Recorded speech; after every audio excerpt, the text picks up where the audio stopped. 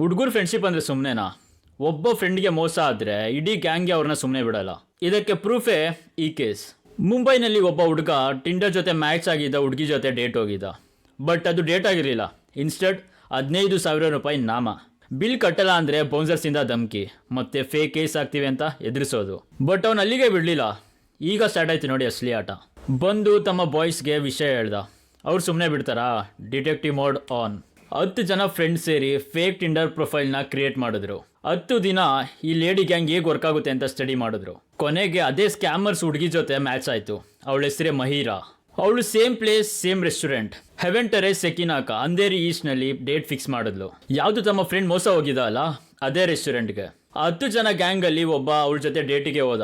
6 shorts order ಮಾಡಿದ್ಲು ಬರೀ 40 ನಿಮಿಷದಲ್ಲಿ. ಬಿಲ್ ನೋಡಿದ್ರೆ 18,000. ಬಟ್ ಅವಳಿಗೆ ಗೊತ್ತಿರಲಿಲ್ಲ ಆಚೆಗಡೆ ಪೊಲೀಸ್ ಸಿವಿಲ್ ಡ್ರೆಸ್ಸಲ್ಲಿ ವೆಯ್ಟ್ ಮಾಡ್ತಿದ್ರು ಅಂತ.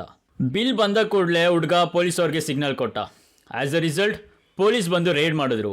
ಮ್ಯಾನೇಜರ್ಸ್, ಬೌನ್ಸರ್ಸ್ ಎಲ್ಲರನ್ನೂ ಅರೆಸ್ಟ್ ಮಾಡಿದ್ದಾರೆ. ಈ ಥರ ಆ್ಯಪ್ಸ್ ಯೂಸ್ ಮಾಡ್ತಿದ್ರೆ ಬಿ ಕೇರ್ಫುಲ್ ಬಾಯ್ಸ್. ಆ್ಯಂಡ್ ಅವರೇ ಡೇಟ್ ಫಿಕ್ಸ್ ಮಾಡಿ ಅವರೇ ಪ್ಲೇಸ್ ಫಿಕ್ಸ್ ಮಾಡ್ತಿದ್ದಾರೆ ಅಂದರೆ ನಾಮ ಹಾಕ್ಸ್ಕೊಳ್ಳೋಕ್ಕೆ ರೆಡಿ ಇರಿ. ಬಟ್ ಈ ಕೇಸಿಂದ ಗೊತ್ತಾಗೋದು ಒಂದೇ, ಫ್ರೆಂಡ್ಶಿಪ್ ಎಷ್ಟು ಸ್ಟ್ರಾಂಗ್ ಇದೆ ಅಂತ.